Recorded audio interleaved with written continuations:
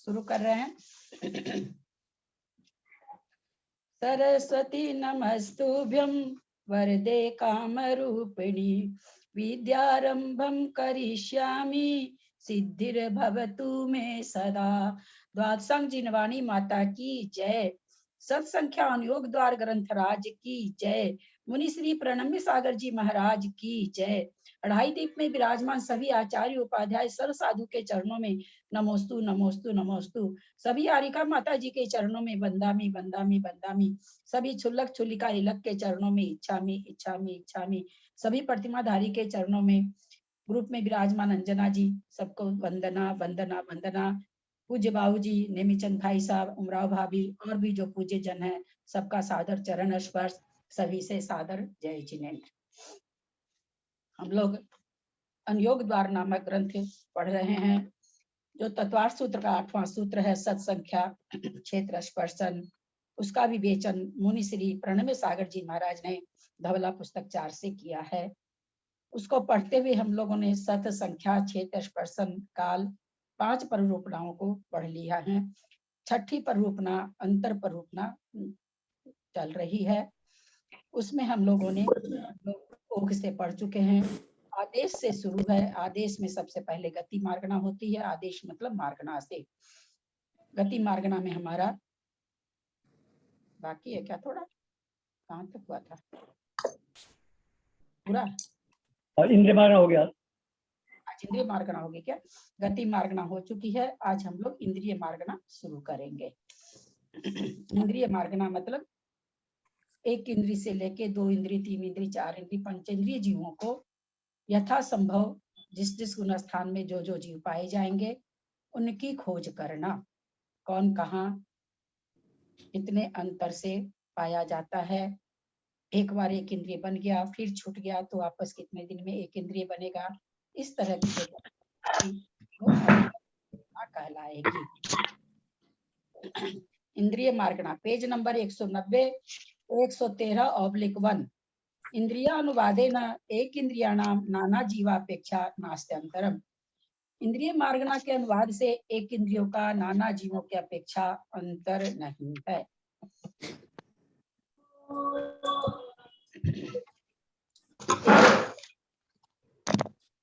एक जीवापेक्षा जघन्य न क्षुद्र भव ग्रहणम। एक जीव की अपेक्षा जघन्य अंतर क्षुद्र भव ग्रहण है। कोई एक इंद्रिय जीव त्रस्कायिक में अपर्याप्तक में उत्पन्न हुआ, वहां सर्व जघन्य काल रहकर पुनः एक इंद्रिय हुआ तो उक्त अंतर आता है। कोई भी लब्ध पर्याप्तक बन सकता है। कोई भी 2 इंद्रिय, 3 इंद्रिय, 4 इंद्रिय, 5 इंद्रिय तक बन सकता है। और उसकी तो आयु हम सभी जानते हैं कि क्षुद्र भाव है। क्षुद्र भाव के बाद पुनः वो दूसरा भाव एक इंद्रिय का ले लिया। तो इस तरह से एक जीव की अपेक्षा से जघन्य अंतर क्षुद्र भाव हुआ। उत्कर्षेण 2 सागरोपम सहस्त्रे पूर्व कोटि पृथक्त्वेरभ्यधिके।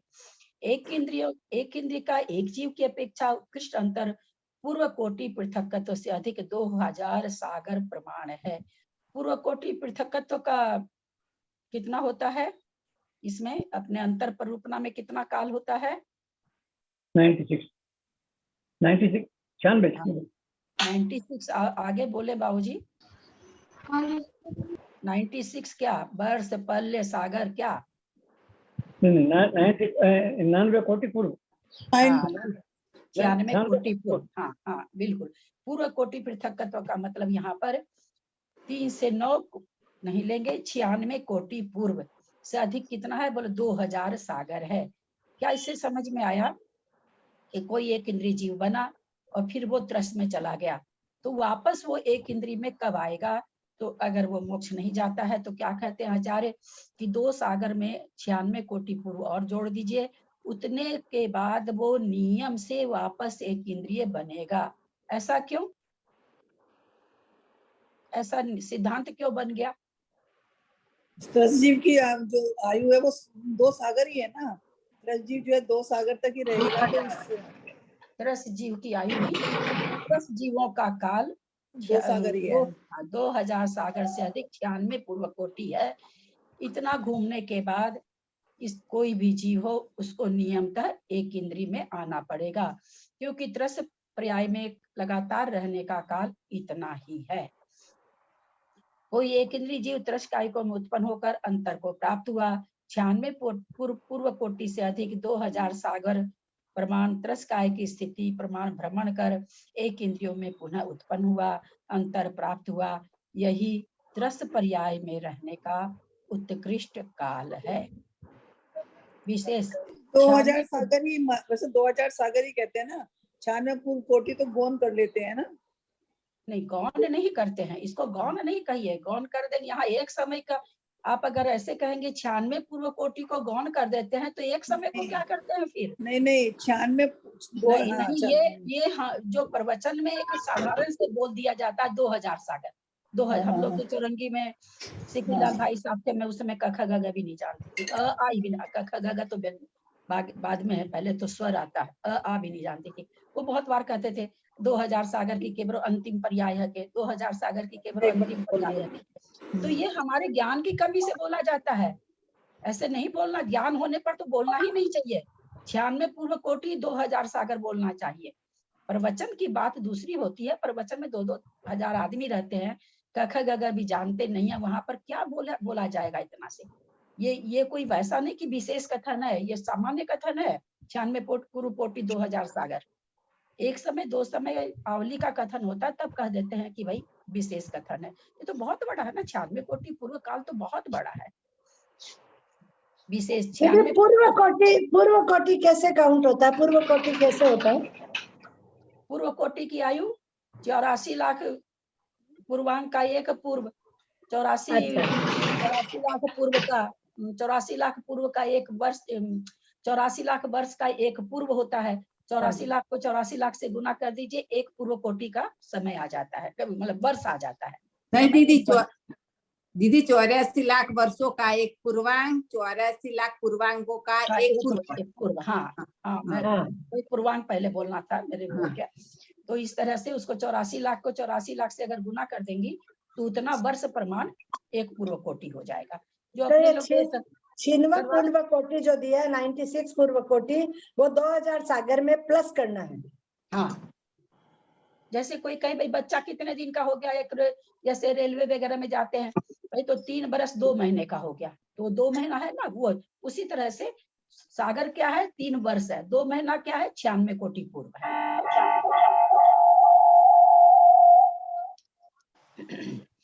96 पूर्व कोटि इस प्रकार है। नपुंसक वेद, स्त्री वेद और पुरुष वेद में संगी रूप से 8 बार एक पूर्व कोटि।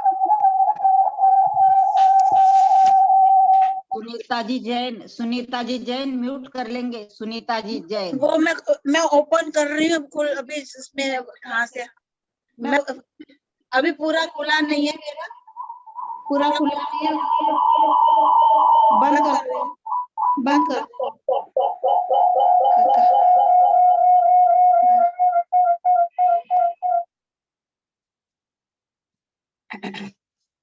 आठ बार पूर्व एक पूर्व कोटि की आयु लेकर उत्पन्न हुआ।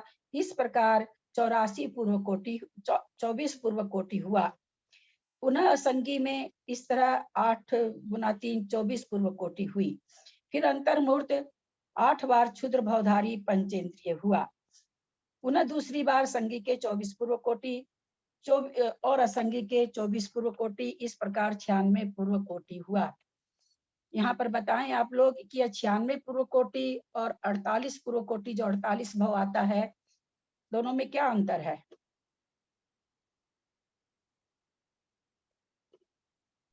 क्या पूछे? यहाँ पर 96 कोटि 96, एक मिनट बाबू जी पूछ रहे हैं, हमको बताने दिए। यहाँ आया 96 कोटि पूर्व। 96 कोटि पूर्व कैसा होता, कैसे काउंट होता, उन्होंने बताया मुनिश्री ने।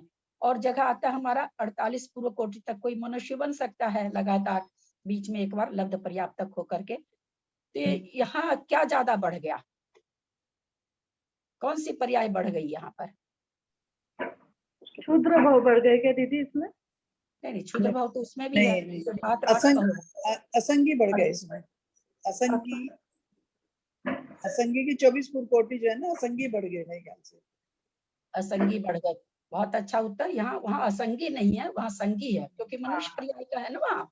लगातार मनुष्य कोई कितनी बार बन सकता है, तो 48 भाव दिया है। 8 स्त्री पुरुष नपुंसक, फिर अपर्याप्तक के 8 भाव, फिर 8 भाव पुरुष स्त्री नपुंसक। इस तरह से वहां पर 24 दूनी 48 होता है, यहाँ पर 48 दूनी 96 कर दिए, यहाँ पर असंगी को ले लिया। अब यहाँ दूसरा प्रश्न यह है, क्या असंगी में तीनों वेद पाए जाते हैं? हाँ, पाए जाते हैं ना। हाँ, तीनों वेद पाए जाते हैं। ये चर्चा हाँ। हमारी हो चुकी है, पहले हम लोग इस चर्चा को कर चुके हैं कि वेद संगी पने से वेद में कोई फर्क नहीं पड़ता है। इसलिए मन रहित जीव भी पुरुष वेदी, स्त्री वेदी, नपुंसक वेदी तो खैर होते ही हैं, उसके लिए तो सोचना ही क्या है, तो होते हैं। वो सारे भाव इसमें असंगी के भी 24 ले लेगा पहली बार, फिर अपर्याप्तक के बाद फिर 24 ले लेगा असंगी का। अपर्याप्त होने के बाद में तो 48 भाव यहाँ पर असंगी के हो गए, 48 भाव यहाँ पर संगी के हो गए तीनों वेद के। तो यहाँ पर 96 पूर्व कोटि इस तरह से घटेगा। समझ में आया है ना सबको? अभी कैसे हुई है ये 48 भाव संगी के और 48 भाव असंगी की, हाँ, कैसे हुए ये? क्या कैसे हुए मतलब? 48 भाव मतलब ये हुए ना संगी के कि 8 8 पहले पुरुष का लिया, पहले बात की बात नहीं है, बता रहे हैं कि 8 पूर्व कोटि पुरुष में रहा, 8 पूर्व कोटि स्त्री में रहा, 8 पूर्व कोटि नपुंसक में रहा, फिर 8 पूर्व कोटि असंगी बन के पुरुष वेद में रहा, 8 पूर्व कोटि असंगी बन के स्त्री में रहा, 8 पूर्व कोटि असंगी बन के नपुंसक में रहा, तो 24 दूनी 48 हो गया। अब उसके बाद अपर्याप्त अवस्था में रहा 8 भाव लिया, वो इसमें काउंट नहीं होता है। अपर्याप्तक अवस्था में अंतर्मूर्त प्रमाण रहता है, उसमें 8 भाव ग्रहण करता है। फिर उसके बाद पुनः संगी के 24 भाव हो जाएंगे तीनों वेद के, और असंगी के तीनों वेद के 24 भाव हो जाएंगे। तो इस तरह से 96 भाव हो जाएंगे। प्रणाम दीदी, मैं ये पूछ रही थी कि स्त्री वेद, पुरुष वेद और नपुंसक वेद, ये अपन असंगी में स्त्री कहाँ से असंगी होंगी और पुरुष कहाँ से असंगी होगा? यानी समूर्छन लेंगे क्या फिर उसमें? तो समूर्छन क्यों लेंगे? गर्भज क्यों नहीं होगा? गर्भज क्यों नहीं होगा? असंगी हो।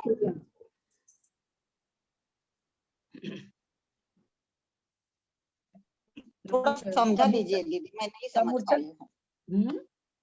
समूर्छन जीव में नहीं वेद समझ होता है पाई। क्या?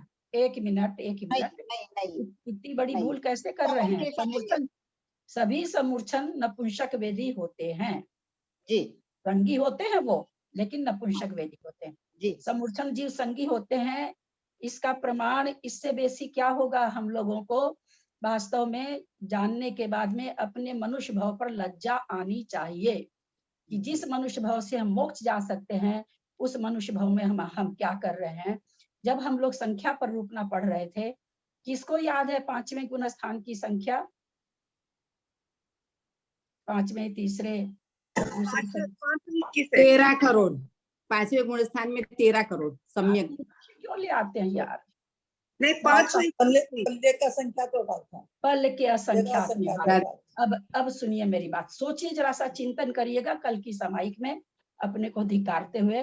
पल्ल के असंख्यात में भाग का मतलब क्या होता है? कितना? असंख्यात। असंख्यात।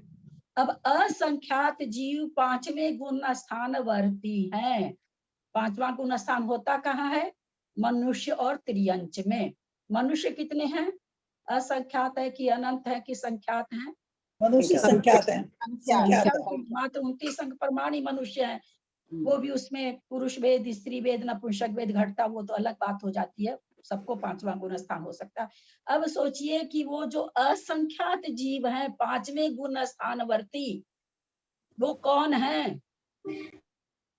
त्रियंच ज्यादा है। सभी त्रियंच हैं। मनुष्य तो उसमें समुद्र में एक सरसों डाल दीजिए उतने हैं मात्र, क्योंकि मनुष्य संख्यात सबको बना दीजिए, 5वें गुण स्थानवर्ती सारे मनुष्यों को बना दीजिए, फिर भी संख्या क्या रहेगी? संख्यात रहेगी। ये जो असंख्यात 5वें गुण स्थानवर्ती त्रियंच, ये कहाँ है? रमन के समुद्र में, स्वयंभू रमन समुद्र में, स्वयंभू रमन समुद्र में। रमन बीच की जो असंख्यात भूमियां उसमें क्यों नहीं है? वो जगन्य भोगभूमि है। उसमें क्यों? उसमें नहीं, है भोग भूमि में तो पांचवा गुण स्थान होता ही नहीं, फिर चार बुरा ही गुण नहीं। नहीं है। बहुत सुंदर पांचवा गुण स्थान उत्तर। ही नहीं है। हाँ, जघन्य भोग भूमि में पांचवा गुण स्थान किसी का नहीं होता, इसलिए असंख्यात भोग भूमि में एक भी त्रियंच या मनुष्य पांचवा गुण स्थान वर्ती नहीं है। भरत और एरावत में जब चौथा काल होगा तब होंगे। कौन बचा? स्वयंभू रमन समुद्र और द्वीप बचा। ये असंख्यात त्रियंच इसीलिए कहा जाता है कि स्वधर्म एसान स्वर्ग स्वयंभू रमन के 5वें गुण स्थानवर्ती त्रियंचों से भरा हुआ है। सोच के देखिए कि हमसे भले तो त्रियंच है। अब चिंतन करके दीजिए, जिस भाव से हम मोक्ष जाते हैं उस भाव की क्या कहें हम लोग, उस भाव का हम लोग क्या कर रहे हैं। खाली थोड़ा सा चिंतन करके देखे कि हमसे त्रियंच कितने अच्छे हैं। हाँ, बहुत आसानी से कहते हैं उसमें तो मायाचारी बहुत होती है। वो तो त्रियंच जैसा है, ठीक त्रियंच समझता हुआ कि हमको गाली देता है, तो मनुष्य जैसा नहीं बनता। तो त्रियंच असंख्यात त्रियंच है, 5वें गुण स्थान वर्ती। सारे मनुष्य भी बन जाए तो भी उनके बराबर नहीं होंगे। ये सब चीजें इन पॉइंट पर हृदय में चोट पहुंचनी चाहिए, हृदय में चोट लगनी चाहिए कि हम कहाँ हैं, हमारी क्या स्थिति है। चलिए नीचे चलते हैं। वहाँ जो संज्ञा सिंह के दिए हैं इसमें भी हम पहले संज्ञा सिंह के बीच में जो कहीं भी ला सकते हैं क्या? ना एक बार संज्ञा लेना पड़ेगा, बार संज्ञा लेना पड़ेगा। कहाँ बाबूजी? वो 24 भाव पूरे संज्ञा का पहले पूर्ण करेगा फिर संज्ञा होगा, ऐसा हुआ क्या? ना संज्ञा सिंह दोनों हो सकता है। हाँ, ये होना तो नहीं चाहिए बाबूजी ऐसा कि पहले संगी का करेगा फिर असंगी का करेगा, या पहले 8 भाव पुरुष का कर लेगा फिर 8 स्त्री का। ये नहीं घटना चाहिए। ये लगातार तो चूंकि लिख रहे हैं तो लगातार तो घटेगा ही घटेगा। इसमें लगातार वाला भी समझ में आता है, लॉजिक लगता है, लॉजिक लग रहा कि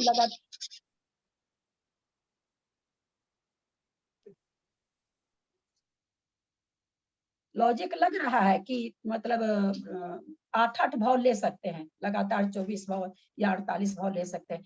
लेकिन ऐसा ही हो कि संगी संगी का ले ले, पुरुष का ले ले, फिर स्त्री का ले ले, ये लॉजिक नहीं बैठ रहा बाबूजी। ऐसा लगता है कि ये लॉजिक नहीं बैठ रहा है। कैसे भी वो 48 भाव लेगा, लगातार ले लेगा, संगी असंगी संगी असंगी पुरुष नपुंसक कैसे भी करके दे सकता है। क्योंकि ऐसे घटाने से तो फिर इसके लिए हमको बहुत सारी चीजें सोचनी पड़ेगी। उसका लेस्य स्थान सब लगाना पड़ेगा, उसका कसाय अध्यवसाय स्थान लगाना पड़ेगा, बहुत सारी चीज को फिर तो हमको एकदम रूढ़ कर देना पड़ेगा कि नहीं इसी में ऐसा होता है, जो कि संभव नहीं है। क्योंकि असंख्यात लोग प्रमाण भेद है इसके, कसाय के, विशुद्धि के, लेस्या के, तो वो चीज मेरे को लगता नहीं होना चाहिए। लगातार वाला कल मन में यह शंका आई है, मेरे को खुद के मन में शंका आई है कि क्या ये नहीं लगातार तो होगा ही, पूर्व कोटि की आयु लेकर ही होगा, या 24 पूर्व कोटि वो बिताएगा इसमें, आयु कोई भी हो सकती है। ये शंका जरूर मेरे मन में उठ रही है कि शायद ऐसा होना चाहिए। लेकिन क्योंकि ये कोई, मुझे ऐसा नहीं लगता कि ये लॉजिक हो कि हर बार एक एक पूर्व कोटि की आयु लेकर कोई जन्मता ही रहे। तो थोड़ा सा ये मतलब क्षयोपशम में नहीं बन रहा है। तो इसकी मैं लगी हुई हूँ बाबूजी कहीं से भी पता करने का, तो फिर बताते। बाकी ये तो संगी असंगी बन जाएगा, कैसे भी बन जाएगा, पुरुष स्त्री नपुंसक कुछ भी बनता रहेगा, क्योंकि उससे ना जो सिद्धांत है उसमें कोई बाधा नहीं पहुंच रही है। अगर वो कैसे भी भाव को लेता है तो बाधा नहीं पहुंच रही है। और यहाँ दीदी पर भाव का मीनिंग ये नहीं लगाएंगे क्या, क्योंकि एक भाव मतलब अभी मनुष्य भाव में हम लोग है तो मनुष्य भाव तो वैसे तो 8 भाव। हाँ वही कह रहे हैं ना कि यहाँ भाव का मतलब अगर ये लगा लेंगे कि 8 भाव ही, एक तो हुआ कि एक पूर्व कोटि बिताना है हमको पुरुष पर्याय में, है ना। इसका 2 चिंतन है कि एक पूर्व कोटि मुझे पुरुष मतलब पुरुष वेद में रहना है। हम कभी 100 बरस रहे, कभी 500 बरस रहे, कभी 2000 बरस रहे, कभी पूर्व कोटि से थोड़ा कम रहे, हमको पुरुष पर्याय में पूर्व कोटि रहना है। तो हम कई भाव मिला के रह जाए, या फिर नहीं एक भाव में पूर्व कोटि रहना है। तो यहाँ पर वही चीज देखना है अपने लोग को कि पूर्व कोटि समय निर्धारण है कि या भाव भी निर्धारण है, या केवल भाव निर्धारण है, ये यही खोजना है। यही मेरे कई दिनों से चिंतन चल रहा है कि इसको खोजूं मैं, इसमें भाव निर्धारण है क्या कि भाव ही इतना लेगा, तब तो फिर कोई बात ही नहीं है। बाकी संगी असंगी का लॉजिक मतलब बैठ रहा है ठीक, कुछ भी बन सकता है, ऐसा कुछ नहीं है। संगी असंगी भी बन सकता है, एक बार पुरुष बना, एक बार नपुंसक बना, फिर असंगी बन गया, फिर संगी में स्त्री वेदी बन गया, ऐसा नहीं तो वो नहीं घटेगा। फिर 24/8/8 एकदम वैसे ही जाए, फिर 8/8 वैसे ही जाए, ये लॉजिक बैठेगा ही नहीं, ऐसा मुझे लगता है, मेरे को जितना समझ में आता है। बाकी और कहीं कुछ मिलता है या किसी से पता चलता है तो हम लोग खुलासा करेंगे। विकलेंद्रिया नाम नाना जीवापेक्षा नास्त्यंतरम, विकलेंद्रियों का नाना जीवों की अपेक्षा अंतर नहीं है, क्योंकि हमेशा ही पाए जाते हैं। एक जीवम प्रति जघन्य न क्षुद्र भाव ग्रहणम, एक जीव की अपेक्षा विकलेंद्रियों का जघन अंतर क्षुद्र भाव ग्रहण है। किसी विकलेंद्रीय जीव को अन्य विकलेंद्रिय में या एक इंद्रिय में क्षुद्र भाव ग्रहण काल में काल बिताकर विकलेंद्रियों में पुनः ले जाने पर अंतर प्राप्त होता है। 2 इंद्रिय है, 3 इंद्रिय बना, क्षुद्र भाव ग्रहण किया, मरा, और फिर 2 इंद्रिय में आकर ये हो गया, तो उसका क्षुद्र भाव ग्रहण प्रमाण अंतर आ जाता है। उत्कर्षेण अनंत कालो संख्या पुद्गल परिवर्तः, एक जीव की अपेक्षा विकल इंद्रियों का उत्कृष्ट अंतरकाल असंख्यात पुद्गल परावर्तन रूप अनंत है। असंख्यात पुद्गल परावर्तन, एक पुद्गल परावर्तन नहीं, और अर्ध पुद्गल जो कहते हैं सम्यक दर्शन के बाद अर्ध पुद्गल परावर्तन काल रह जाता है। उस काल को भी अगर कोई पूरा करना चाहे तो कहाँ जाके पूरा होता है? वो कहाँ जाने से पूरा होता है? गोद में, निगोद में जाने से पूरा होता है। ये तो कहानी है अर्ध पुद्गल परावर्तन की। यहाँ तो पूरा पुद्गल परावर्तन है, एक नहीं है, असंख्यात है। यानी एक बार एक विकल इंद्रिय की पर्याय से छूटा, पुनः इतना काल बिता के पुनः विकल इंद्रिय बन गया। कैसे जीव के परिणाम हैं, कैसे उसका लक्ष्य है, कैसी भी शुद्धि है, ये सब हम लोगों को इस चर्चा से पता चल रहा है। विधि पूर्ववत है एवं इंद्रियम प्रत्यंतर मुक्तम गुणम प्रतिभयतो अपि नास्त्यंतरम, इस प्रकार इंद्रिय की अपेक्षा अंतर कहा। गुण स्थान की अपेक्षा विचार करने पर नाना जीवों की अपेक्षा और एक जीव की अपेक्षा दोनों प्रकार से अंतर नहीं है, अथवा उत्कृष्ट और जघन्य दोनों प्रकार से अंतर नहीं है। ऐसा क्यों? क्योंकि गुण स्थान ही नहीं वहां पर, अर्थात विकल इंद्रिय जीव एक इंद्रियों में उत्पन्न होकर पुनः विकल इंद्रियों में उत्पन्न हो, और एक इंद्रिय जीव विकल इंद्रियों में उत्पन्न होकर पुनः एक इंद्रियों में उत्पन्न हो, तो अंतर आता है। इस कारण ये एक इंद्रिय विकल इंद्रियों में मात्र प्रथम गुण स्थान ही होता है, इसलिए कोई अंतर बनता नहीं है इनका। पंचेंद्रिय से मिथ्या दृष्टि सामान्यवत, पंच इंद्रिय में मिथ्या दृष्टि का अंतर सामान्यवत है, नाना जीवों की अपेक्षा अंतर नहीं है।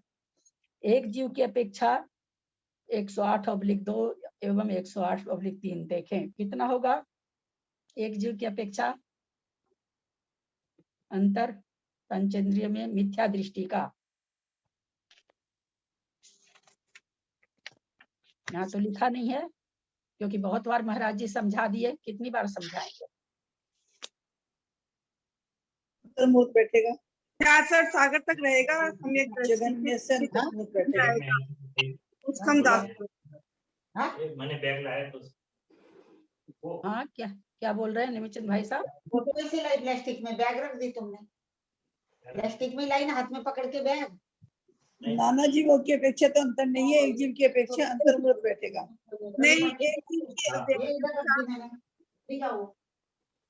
एक बार मैं सबको म्यूट कर रही हूँ, कोई पता नहीं कोई घर में बात कर रहे हैं, बड़ा डिस्टर्ब हो रहा है भाई। अब एक एक जने ये कृष्णा जी का कहना अंतर्मुक्त बैठेगा, और कौन कोई एक जीव की अपेक्षा 66 सागर सम्यक दृष्टि का रहेगा, फिर वे मिथ्या दृष्टि में आएगा, कुछ कम 2 सागर होगा। हाँ बिल्कुल, कुछ कम 66 सागर, क्योंकि हम लोग जान चुके हैं ना 2 66 सागर, एक 66 सागर नहीं, 2 66 सागर। कोई भी सम्यक दर्शन सम्यक दर्शन के रहने का काल कितना है? 66 सागर है ना। 66 सागर के बाद फिर वो एक अंतर्मूर्त के लिए तीसरे गुण स्थान में आ जाता है, फिर तीसरे से चौथे में आके पुनः 66 सागर रह सकता है। कुछ कम क्यों कहा जा रहा है? कुछ कम 2 66 सागर, ऐसा क्यों कहा जा रहा है? मिथ्या में आएगा ना। नहीं, कुछ कम इसलिए कहा जाएगा। 1 मिनट सुने, प्रश्न सुने तो आप लोग को उत्तर बढ़िया से आएगा। हमने कहा कि मिथ्यात्व का उत्कृष्ट अंतर एक जीव की अपेक्षा कुछ कम 266 सागर है। 266 सागर हम लोगों ने समझा कि एक 66 सागर तक छायोपसमिक सम्यक दर्शन रह सकता है लगातार, जिसको हम लोग समझे हुए हैं। भाई देव में जन्मा मनुष्य में आया, देव में जन्मा मनुष्य में आया, इस तरह से 66 सागर पूरा कर लेता है। पुनः अगर परिणाम उसके बहुत खराब नहीं हुए तो तीसरे गुण स्थान में जाता है, अंतर्मुक्त रहता है, फिर आता है, फिर 66 सागर रह सकता है। तो 266 सागर तो समझ में आ गया, कुछ कम क्यों आया? कुछ कम इसलिए आया क्योंकि उसको ना इससे ज्यादा तो उसके पास वो नहीं है। फिर उसे जो है ना असम्यक दर्शन वो फिर जो है उसके बाद वो या एक अंतर मुहूर्त पहले उसमें या तो वो छपक से मतलब वो दूसरा सम्यक ले लेगा, छह छपक ले लेगा, छह सम्यक ले लेगा, या वो मिथ्यात्व में आएगा। एक अंतर मुहूर्त पहले वो ले लेगा तो 66 सागर से एक अंतर मुहूर्त कम पड़ेगा। बिल्कुल। सम्यक दर्शन का 266 सागर में अंतर्मुहूर्त पहले या तो वो छपक मतलब मोहनीय कर्म का क्षय, दर्शन मोहनीय का क्षय करना चालू कर देगा 3 करण के द्वारा। अगर वो शुरू नहीं करता है तो अंतर्मुहूर्त पहले ही वो मिथ्यात्व को प्राप्त हो जाता है। ऐसा नियम है, पूरा 66 सागर पूरा नहीं करता है। ठीक है, कोई भी पहले वाले से भी अगर आएगा तो पूरा करके नहीं आएगा, अंतर्मुहूर्त पहले ही निकल जाएगा। 2 आ रहा है तो अंतर्मुहूर्त पहले ही, इसलिए उसी को कहा जाता है कुछ कम। अंतर्मुहूर्त पहले ही या तो छपक छायिक सम्यक दर्शन को प्राप्त करने के लिए 3 अंतरकरण शुरू कर देगा, और नहीं तो फिर वो मिथ्यात्व में आ जाएगा। तो इस तरह से पंचेंद्रिय में मिथ्या दृष्टि का अंतर कितना हो गया? कुछ कम 266 सागर। इतना 132 सागर, 132 सागर बिता करके और फिर मिथ्यात्व में जीव आ जाता है। हम लोग अपने पर चिंतन लेना है, खाली किताब को नहीं पढ़ना है, पुस्तक नहीं पढ़ना है केवल, कि क्या स्थिति है हमारी, इस जीव के परिणामों की क्या स्थिति है, आत्मा कितनी कमजोर पड़ जाती है। अनंत बली आत्मा की 132 सागर तक लगातार, जिसको लोग कहते हैं ना कि अच्छे माहौल में रहो तो परिणाम अच्छे चलते हैं। 1 घंटा मंदिर में जाओ तो मंदिर की शुभ्र क्या नाम है, सुहा का वातावरण मन को शुभ्र कर देता है। ये कहाँ चला जाता है? 132 सागर तक छायोपसमिक सम्यक दृष्टि रह के मिथ्यात्व में आ जाता है। कहाँ गई इसकी 132 सागर तक की अच्छी भावनाएं, कहाँ चली गई? कुछ भी आत्मा पर असर नहीं छोड़ती है कि आत्मा मिथ्यात्व में आ जाती है, मिथ्यात्व रूप परिणाम कर लेती है। आत्मा ही करती है, कोई दूसरा तो करता नहीं, शरीर तो करता नहीं है। देखिए परिणामों की विचित्रता देखिए, और फिर वो कितना रूलेगा, अर्धपुद्गल परावर्तन रूलता रहो। फिर सासाधन सम्यक दृष्टि, सम्यक मिथ्या दृष्टि और नाना जीवापेक्षा सामान्यवत। सासाधन सम्यक दृष्टि और सम्यक मिथ्यात्व का नाना जीवों की अपेक्षा सामान्यवत है। सासाधन का एक समय उत्कृष्ट है, पल्ले का संख्यात्मा भाग, क्योंकि इससे कम में तो आ ही नहीं सकता है। और सम्यक मिथ्यात्व का उत्कृष्ट से पल्ले का संख्यात्मा भाग, जघन्य से अंतर्मुहूर्त। एक जीवन प्रति जघन्य न पल्योपमा संख्य भागो अंतर्मुहूर्त से। पंचेंद्रिय में चूंकि विकल इंद्रियों का हो चुका है, पंचेंद्रिय चल रहा है। पंचेंद्रिय में सासाधन सम्यक दृष्टि, सम्यक मिथ्यात्व का एक जीव की अपेक्षा जघन्य अंतर पल्योपम का संख्यात्मा भाग और अंतर्मुहूर्त है। हम लोग सब समझ रखे हैं। सासाधन सम्यक को वापस प्राप्त करने के लिए पल्य का संख्यात्मा भाग क्यों लगता है? क्योंकि सत्ता में जो बैठी हुई सम्यक प्रकृति है उसकी उद्वेलना होने में पल्य का संख्यात्मा भाग लगता है। जब तक सम्यक प्रकृति की सत्ता रहती है तब तक, जब तक वेदक सम्यक्त होने लायक स्थिति रहती है तब तक प्रथमोपशम कोई जीव नहीं कर सकता है। सासाधन सम्यक दर्शन प्राप्त करने के लिए प्रथमोपशम से ही प्राप्त होता है। अतः उसका जघन्य अंतर भी पल्य का संख्यात्मा भाग है और सम्यक मिथ्यात्व का अंतर्मुहूर्त है। मिथ्यात्व में गया, अंतर्मुहूर्त रहा, वापस तीसरे गुण स्थान में आ गया।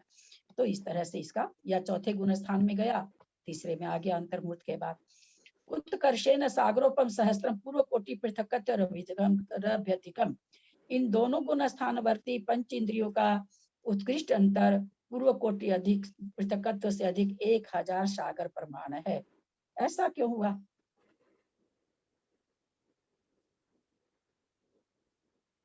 सासाधन और सम्यक मिथ्यात्व को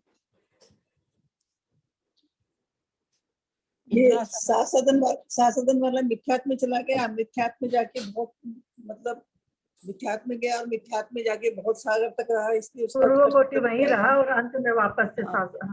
एक मार्गना चेंज हो जाएगी। हमेशा उत्तर देने के पहले, मैं हमेशा कहती हूँ, उत्तर देने के पहले हमेशा मार्गना पर ध्यान रखिए। मार्गना चेंज हो जाएगी। एक मिनट सुने पहले, जो भी उत्तर दे मार्गना सहित दे। ये तो सामान्य कथन हो गया कि ऐसा हुआ तो ऐसा हो गया, ऐसा हुआ। यहाँ वैसा नहीं ना कहना, यहाँ क्या पंचेंद्रिय मार्गना चल रही है, आपको मार्गना से उत्तर देना है। वो सासाधन सम्यक दृष्टि वाला जीव असंगी में असंगी पंचेंद्रिय में उत्पन्न हुआ। पंचेंद्रिय की मार्ग चल रही है ना, पंचेंद्रिय मार्ग उसमें उत्पन्न हुआ। उसके बाद में फिर वो देव बना, उसके देव बना। उसको तो इतना टाइम बिताने के बाद में उसको मतलब सम्यक प्रकृति खत्म हो गई। फिर प्रथमोपसम करके फिर वो शासाधन में प्रथमोपसम करा और फिर शासाधन में आया। ऐसा बनना चाहिए पंचेंद्रिय की मार्ग के अनुसार से, क्योंकि इतना समय जो है वो देवगति में खत्म करेगा। ठीक है। भवनवास पूर्व कोटि पृथकत्व से अधिक 1000 सागर प्रमाण है। मैंने केवल ये पूछा कि ये काल क्यों है। तरस पर्याय में रहने का काल 2000 सागर पूर्व कोटि पृथक से अधिक पूर्व कोटि पृथकत्व है। उसमें से 1000 सागर पंचेंद्रिय का है और बाकी काल विकलेंद्रियों का है। तो पंचेंद्रिय में वापस वो आएगा इतने समय के बाद। एक बार पंचेंद्रिय से च्युत हुआ, सासाधन सम्यक दृष्टि था अथवा सम्यक मिथ्या दृष्टि था, जो भी था, पंचेंद्रिय पना छुड़ाना पड़ेगा ना। मार्ग पंचेंद्रिय पन्ना को छोड़कर वापस पंचेंद्रिय में लाना है। तो एक बार पंचेंद्रिय से छुड़ाकर वापस पंचेंद्रिय में लाने में कितना काल लग सकता है? अधिक से अधिक। कोई जीव पंचेंद्रिय था, मरण करके 4 इंद्रिय, 3 इंद्रिय, 2 इंद्रिय, फिर 3 इंद्रिय, 4 इंद्रिय में भटकता रहा। कितने काल तक भटक सकता है? तो वर्ष कोटि पृथकत्व से अधिक 1000 सागर उसका काल है विकलेंद्रियों का। इतना के बाद वो नियम से पंचेंद्रिय बनेगा। यहाँ पर अब हम गुण स्थान की बात करते हैं। इसमें पढ़ते हैं मुनिश्री क्या कह रहे हैं। अनंत काल तक समझ में नहीं आया। हाँ, ये दोबारा समझा कैसे आएगा? दोबारा कैसे आएगा ये पृथक? ये वाला समझ में नहीं आया। पंचेंद्रिय उत्कर्ष में रहने का काल दोनों गुण पूर्व कोटि पृथकत्व 2000 सागर है। उस तरस काल में से 1000 सागर पंचेंद्रियों का है। तो कोई पंचेंद्रिय जीव बना था, पंचेंद्रिय से वो 2 इंद्रिय, 3 इंद्रिय में आ गया, तो अधिक से अधिक कितना समय तक भटक सकता है? तो 1000 सागर और पूर्व कोटि पृथकत्व तक वो 2, 3, 4 इंद्रिय में भटकता रहा। इससे ज्यादा काल विकल्प में रहने का है नहीं। तो वापस वो इतने काल के बाद पंचेंद्रिय बना। तो ये पंचेंद्रिय में रहने का काल ही, पंचेंद्रिय में आने का काल इतना बनता है, वापस अंतर इतना बनता है। अब गुण स्थान के बारे में आगे हम समझते हैं। अनंत काल तक एक इंद्रिय में रहकर कोई जीव असंगी पंचेंद्रियों में उत्पन्न हुआ, पांचों पर्याप्ति से पर्याप्त हुआ, विश्राम हुआ, विशुद्ध हुआ, भवनवासी या बंतर देवों की आयु बांधकर विश्राम किया, मरण कर देव हुआ, 6 पर्याप्ति से पर्याप्त हुआ, विश्राम किया, विशुद्ध हुआ, उपसम सम्यक को ग्रहण किया, सासाधन सम्यक, क्योंकि सासाधन सम्यक कराना है, प्राप्त किया, मिथ्यात्व को प्राप्त हुआ, अंतर प्रारंभ, अपनी पंचेंद्रिय पर्याय की स्थिति प्रमाण भ्रमण किया, अंत में उपशम सम्यक को प्राप्त किया, पुनः सासाधन गुण स्थान में गया, अंतर समाप्त। सासाधन गुण स्थान में यहाँ पर भवनवासी देवों में क्यों उत्पन्न कराया है, ये बात पहले समझाई जा चुकी है।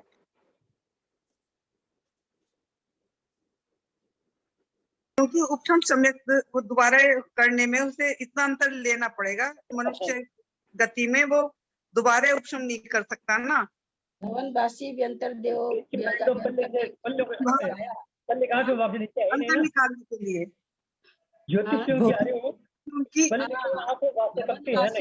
बिल्कुल बाबू जी, भवनवासी व्यंतरवासी की देव आयु कम होती है और फटाफट ये काम हो जाएगा, इसलिए इसमें उत्पन्न कराया है। बिल्कुल सही।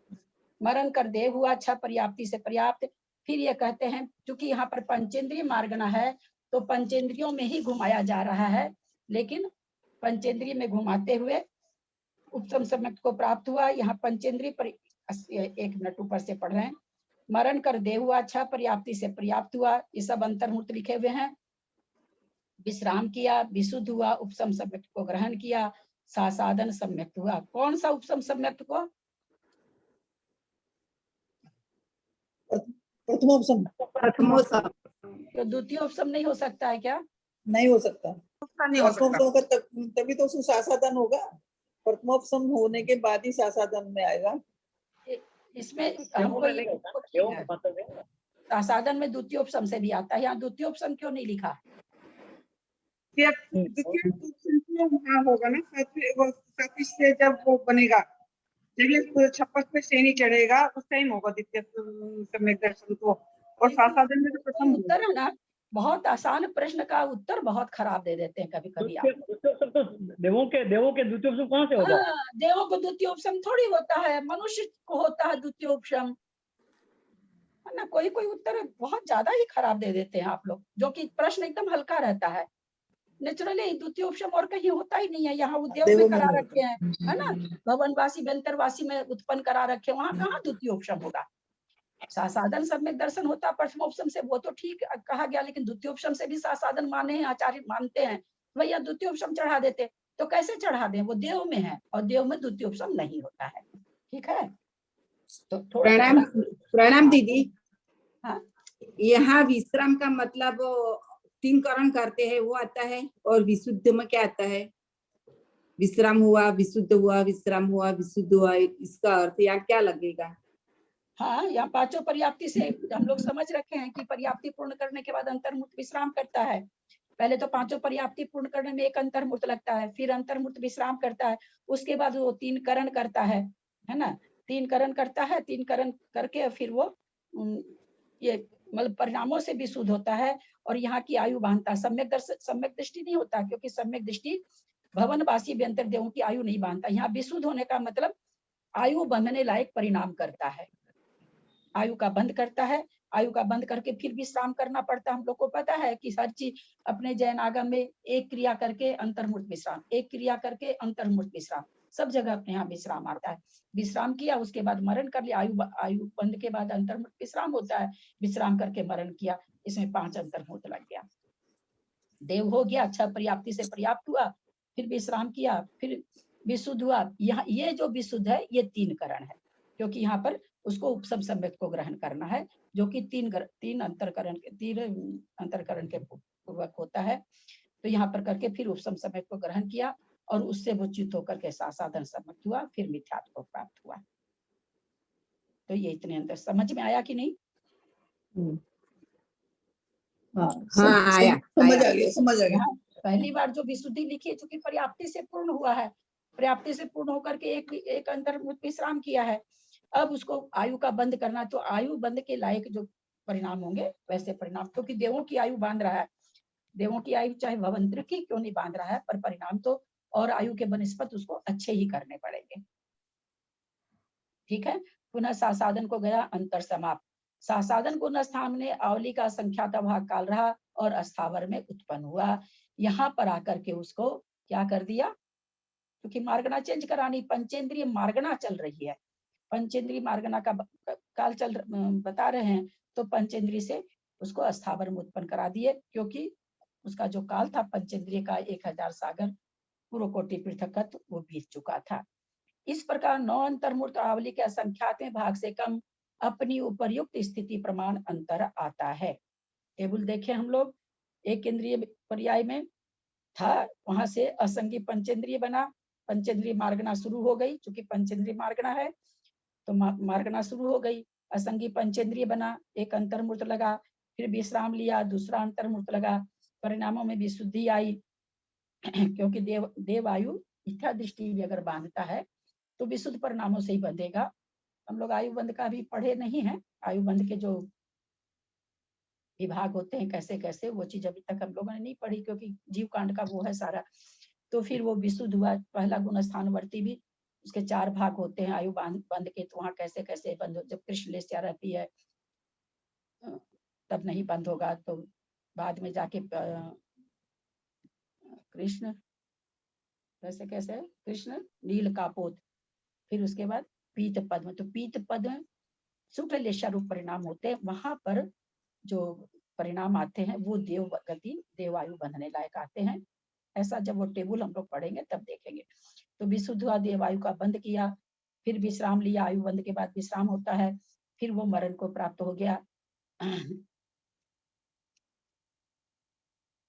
विश्राम किया, फिर देवायु को, हाँ देवायु का बंद किया, बहुत ही महीना अक्षर है।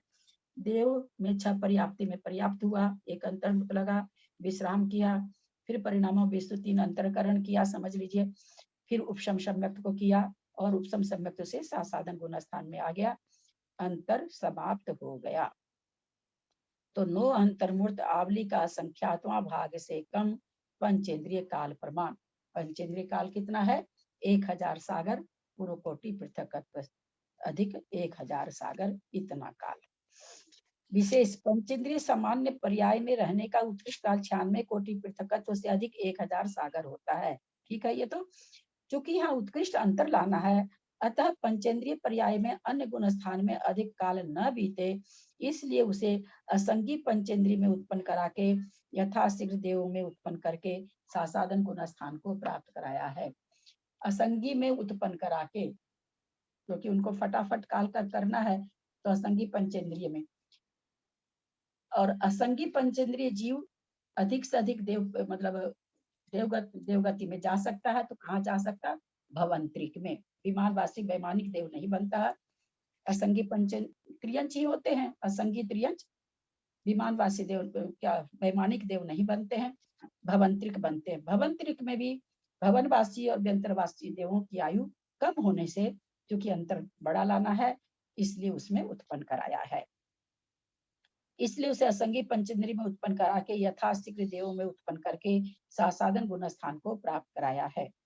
अंत में आवली का असंख्यात्वा भाग इसलिए कम किया है कि सासाधन गुण स्थान में अस्थावर के योग्य आवली का असंख्यात्वा भाग काल ही होता है।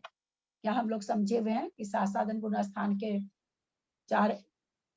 तीन हिस्से कर दीजिए। पहले हिस्से में मरता है तो देव होता है, जैसे 6 आवली, मान लीजिए 6 आवली पहले आ गया। 6 आवली पहले तो लाएंगे भी नहीं, क्योंकि इनको तो बहुत छोटा काल लाना, तो आवली प्रमाण में आया।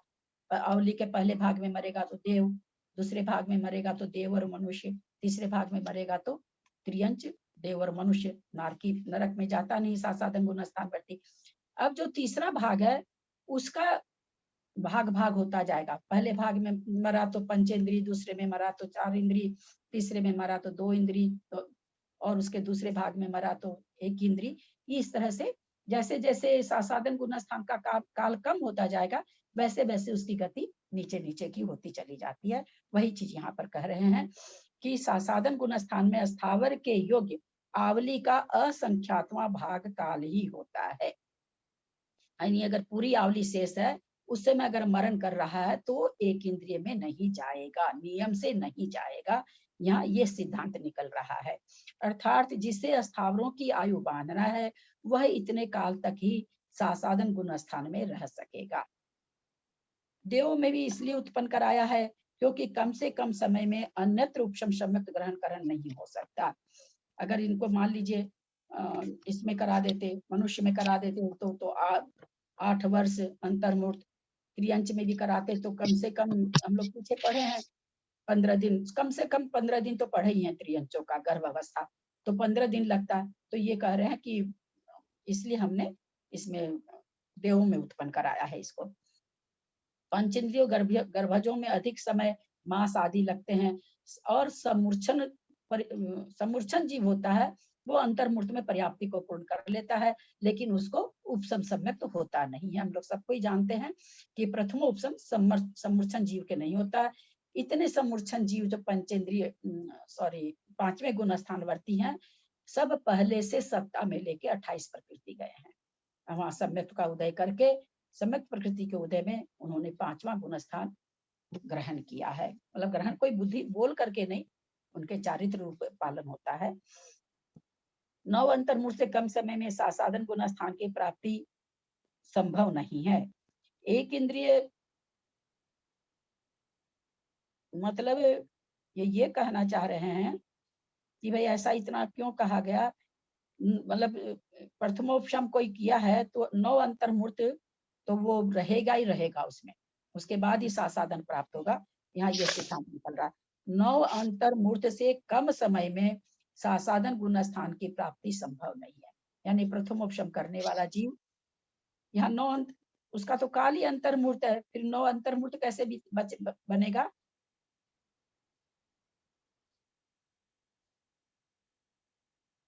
यहाँ 9 अंतर्मूर्त नहीं, प्रथमोपशम का नहीं है। पर्याप्ति पूर्ण करने के बाद में कम से कम 9 अंतर्मूर्त बीतेगा, तब वो प्रथमोपशम करने के लायक होगा, तब वो फिर सासाधन में आएगा। यहाँ ये कहना चाह रहे हैं, ऐसा नहीं हुआ कि पर्याप्ति पूर्ण किए भवनवासी वंतरवासी और पर्याप्त हुए और तुरंत 3 करण करके और वो ये हो जाए, ऐसे नहीं। 9 तो वही चीज यहाँ का 9 अंतर्मूर्त से कम समय में सासाधन गुणस्थान की प्राप्ति संभव नहीं है। एक इंद्रिय में अधिक काल तक रहने के कारण वह वेदक सम्यक्त के योग्य नहीं रह जाता। यहाँ चूंकि पहले क्या करें, एक इंद्रियों में कहते कि आपको कराने की जरूरत ही क्या उपशम सम्यक्त, आप 28 प्रकृति की सत्ता से ले आइए, तो कह रहे हैं नहीं ला सकते ना, क्योंकि एक इंद्रिय में जो जीव रह गया, अगर पहले से सम्यक दर्शन था भी तो उद्वेलना हो जाती है सम्यक प्रकृति की। अधिक एक इंद्रिय में अधिक काल रहने तक, वर्ष 2 वर्ष 4 महीना 6 महीना 100 वर्ष 200 वर्ष रहे तो नहीं, असंख्यात वर्ष अगर कोई एक इंद्रिय में रह जाता है तो उसका सम्यक प्रकृति की उद्वेलना हो जाती है। तो वो यहाँ पर यही कह रहे हैं कि एक इंद्रिय में अधिक काल रहने के कारण वेदक सम्यक वो नहीं बन सकता है कि सम्यक प्रकृति को उदय में ले आया। और क्योंकि यहाँ पर क्या काल को ज्यादा लाना था, तो कहते ऐसा आप कर लेते ना, 28 प्रकृति की सत्ता के साथ ले आते, तो प्रथमोपशम करने में समय लग रहा, फिर विश्राम करने में लग रहा, ये सब नहीं होता। तो वो यहाँ बता रहे हैं कि एक इंद्रिय में अधिक काल तक रहने से क्या नाम है, सो वेदक सम्यक मतलब छायोपशमिक नहीं बन पाता, यानी सम्यक प्रकृति उसकी सत्ता में नहीं रह पाती है। कर भी लेता है सम्यक तो उद्वेलना हो जाती है। यह विशेषताएं आगे सर्वत्र जानना। अब तीसरे गुण स्थान का बता रहे हैं।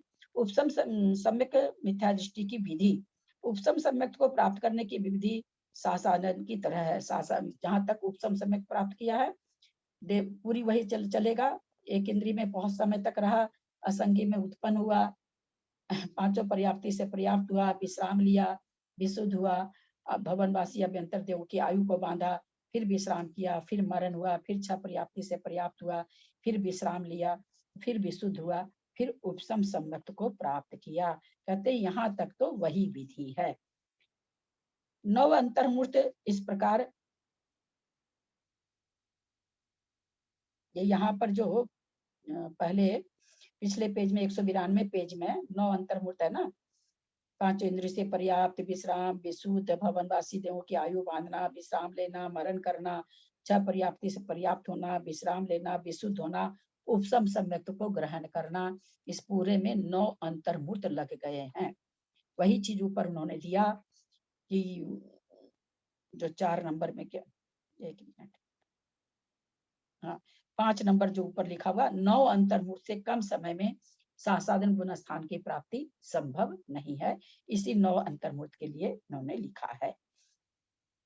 9 अंतर्मूर्त इस प्रकार हुए। फिर सम्यक मिथ्यात्व को प्राप्त हुआ, क्योंकि उपशम सम्यक्त से दूसरा गुण स्थान, तीसरा गुण स्थान और चौथा गुण स्थान और पहला गुण स्थान, चारों गुण स्थान की प्राप्ति हो सकती है, हम सब जानते हैं। सम्यक मिथ्यात्व को प्राप्त हुआ, मार्गना प्रारंभ हो गई, क्योंकि हमको सम्यक मिथ्यात्व का अंतर निकालना है। यहाँ अंतर्मूर्त रहेगा, फिर मिथ्यात्व हो गया, अंतर प्रारंभ हो गया, अपनी स्थिति प्रमाण भ्रमण किया।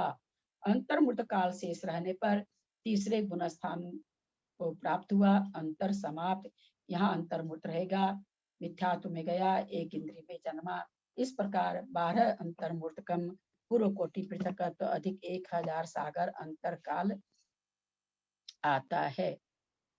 यहाँ पर जो लिखा ऊपर की पंक्ति में, अंतर्मूर्त काल शेष रहने पर तृतीय गुण स्थान को प्राप्त हुआ, उस अंतर्मूर्त काल में वो क्या क्या करेगा, वापस 3 करण करेगा, उपशम सम्यक को प्राप्त करेगा और फिर वो तीसरे गुण स्थान में आएगा, क्योंकि इतना काल रहने के बाद में सम्यक प्रकृति रह नहीं जाती है। टेबल देखिए हम लोग, एक इंद्रिय पर्याय में से आया तो अंतर्मूर्त लगी आने में, असंगी पंचेंद्रिय में देखिए यहाँ पर 8 वर्ष लिखा हुआ है, वो गलत है। अंतर्मूर्त असंगी पंचेंद्रिय में आया, अंतर्मूर्त में पर्याप्ति पूर्ण हो गई। और फिर क्या लिख रहे हैं, दिखता है तो मेरा चश्मा आएगा। विधि लिखा है दीदी, विधि विधि। आगे 113 और 11 एक की तरह ऐसा लिखा है दीदी। अच्छा हाँ, पीछे में जो बताए हैं कह रहे हैं हाँ। वही उपसम सम्यक्त को प्राप्त कर लिया, तीसरा गुण स्थान हुआ, पहले गुण स्थान में आ गया, पंचेंद्रिय का शेष काल को बिताया, फिर उपसम सम्यक्त को प्राप्त किया। यहाँ 3 पल्ले है वो गलत है, 3 पल्ले नहीं रहेगा, अंतर्मूर्त उपसम सम्यक्त का काल तो अंतर्मूर्त परमानी है। फिर तीसरे गुण स्थान को प्राप्त किया, फिर पहले गुण स्थान को प्राप्त किया, मरण किया, अस्थावर में आ गया और जहाँ पर तीसरे गुण स्थान में आया था अंतरकाल तो वहीं समाप्त हो गया। तो इस तरह से सम्यक मिथ्या दृष्टि का कथन। 3 पल्ले कहाँ लिखा दीदी? 3 पल्ले ना मेरे इसमें तो लिखा है उपसम सम्यक्त के नीचे लिखा, दूसरा वाला उपसम सम्यक्त के नीचे एक अंतर्मूर्त होगा वहां पर। हाँ, एक अंतर। यहाँ 3 गुण, 1 गुण का क्या मतलब होता है? गुण 3 गुण मतलब तीसरा गुण स्थान, एक गुण मतलब पहला गुण स्थान। ठीक है जी जी जी, लिख लिया दीदी। तो अंतर्मूर्ति एक, अंतर्मूर्ति अंतर्मूर्ति सब है, खाली 3 पल्ले यहाँ पर गलत है, उसको ये करके पल्ले हटा करके अंतर्मूर्ति कीजिए। असंज्ञ पंचेंद्रिय के नीचे लिखा था ना, वो भी आपने पिछली बार सुधरवाया था, जो पहले दूसरे 8 वर्ष लिखा है शायद वहां पर। हाँ, वहां भी आपने सुधरवाया था पीछे। दूसरा अंतर्मूर्त होगा वहां पर। हाँ ठीक है। हाँ बाबूजी, कुछ प्रश्न है क्या? किसी तरह का प्रश्न है मेरा, जैसे ना कि साधन के लिए प्रथमोपसम करना जरूरी है, ऐसे सम्यक मिथ्या सम्यक मिश्र के लिए भी क्या प्रथमोपसम करना जरूरी है? नहीं, प्रथमोपसम करना जरूरी नहीं है, लेकिन वो इतना काल जो भटक के आया, पूर्व कोटि पृथक का तो 1000 सागर पंचेंद्रियों का काल भटकाया, क्योंकि मार्गना चेंज करानी नहीं है, पूरा पंचेंद्रियों का काल भटक करके आके, और जब उसका अंतिम भाव रह गया, पंचेंद्रियों का शेष जो समय रह गया, उसमें वो वापस तो इतना काल के बाद सम्यक प्रकृति की तो उद्वेलना हो गई ना, काल तक तो रहती नहीं है, तो इसलिए उसको वापस प्रथमोपसम करना पड़ा। नहीं तो सीधे क्या कर देते, सम्यक मिथ्यात्व का उदय ले आते और बना देते, पर वो रहती नहीं है, उसका उद्वेलना हो जाती है। तो दीदी हमें यहाँ पे संख्या पुद्गल परावर्तन अनंत है, ये क्यों आया?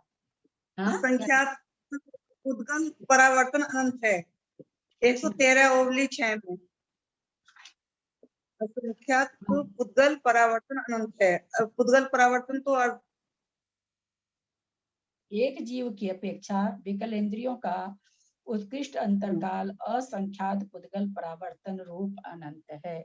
ये कहाँ से आएगा? विकलेंद्रिय का मतलब क्या होता है? 2 इंद्रिय, 3 इंद्रिय, 4 इंद्रिय। बहुत अच्छा, तो कोई भी त्रस पर्याय में था, 2 इंद्रिय में था, 3 इंद्रिय में था, 4 इंद्रिय में था, उस पर्याय से वो छूट करके मरण को प्राप्त हो गया, तो वो एक इंद्रिय में चला गया, और एक इंद्रिय के काल का तो कोई अंत ही नहीं है। कहाँ तक रहेगा एक इंद्रिय काल में?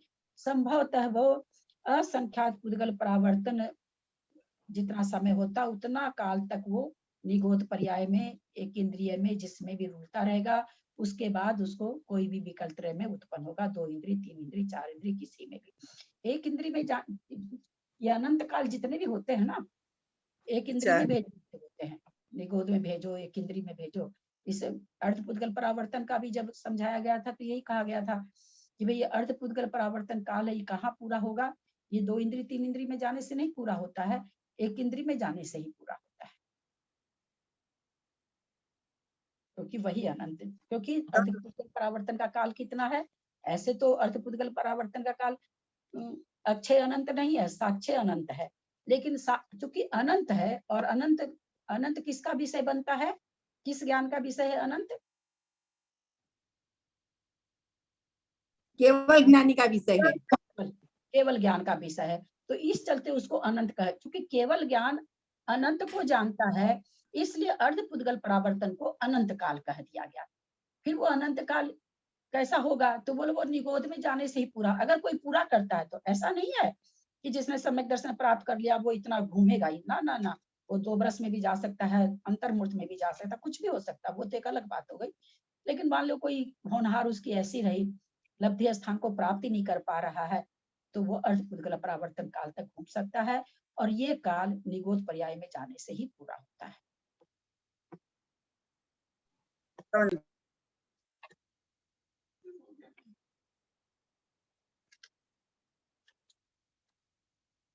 अच्छा, उपशम है ना, क्षय है, उपशम है, क्षयोपशम है, तो क्षय, क्षयोपशम और उपशम। उपशम 8 कर्म में से किस कर्म का होता है? उपशम, ध्यान रखिएगा, उपशम दर्शन मोहनीय का, मोहनीय कर्म का, मोहनीय कर्म का ही केवल उपशम होता है। हम ये कभी नहीं लगा लेंगे कि जितने घातिया कर्म है उनके उपशम होता है, नहीं, उन लोग का क्षयोपशम होता है। अगर मान लीजिए हम ये कह दें कि ज्ञान का उपशम हुआ तो क्या होगा? ज्ञानावरण का उपशम हुआ मोहिनी तो कर्म का नहीं, अगर हम ये कह तो दें, वो 6 ऑप्शन। आप मेरा प्रश्न सुनो ना यार, मैं अगर ये अभी बोल दूं कि मोहनी ज्ञानावरण कर्म का उपशम हो गया तो क्या होगा? क्यों गलत है ये? ये होता ही नहीं है, ज्ञान खत्म नहीं होता ना, हो जाएंगे। ज्ञान ही खत्म हो जाएगा। बिल्कुल, जैसे दर्शन मोहनी का उपशम होता तो पूरी दर्शन मोहनी खत्म हो जाती, तब जाके ये कर। ज्ञान खत्म नहीं अगर हम होता। ज्ञान का उपशम कराएंगे तो जीव ही खत्म हो जाएगा, हाँ। क्योंकि जीव क्या है? ज्ञान रूप है, तो जीव ही खत्म हो जाएगा, जड़ हो जाएगा जीव। तो इसलिए उपशम हमेशा मोहनीय कर्म का होता है। नाम कर्म, गोत्र कर्म में क्षय उपशम होता है कि नहीं? नहीं होता दीदी, नहीं होता, नहीं होता, नहीं होगा, क्षय होगा या उदय होगा।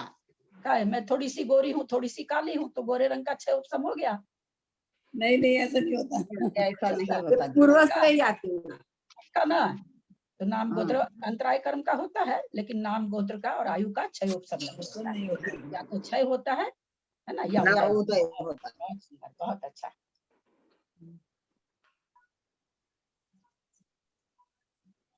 समाप्त करें। मात्रा पदवाक्यहीनं मया प्रमाद्यादि किंचनोक्तम् तन्मे क्षमित्वा विदधातु देवी सरस्वती केवल बोधलब्धिं। बोधि समाधि परिणाम शुद्धि स्वात्मोपलब्धि शिव सौख्य सिद्धि। चिंतामणिं चिंतित वस्तु दाने त्वां वंदमानस्य ममास्तु देवी। या वाणी के ज्ञान ते सुझे लोकालोक, सो वाणी मस्तक चढ़ो सदा दे तू धो। हे जिन वाणी भारती तो ही जपू दिन रैन, जो तेरा शरणा गए सो पावे सुख चैन। देव भजू अरहंत को गुरु से हो निर्ग्रंथ, दया धर्म पालो सदा यही मोक्ष का पंथ। समझी वाणी माता की जय।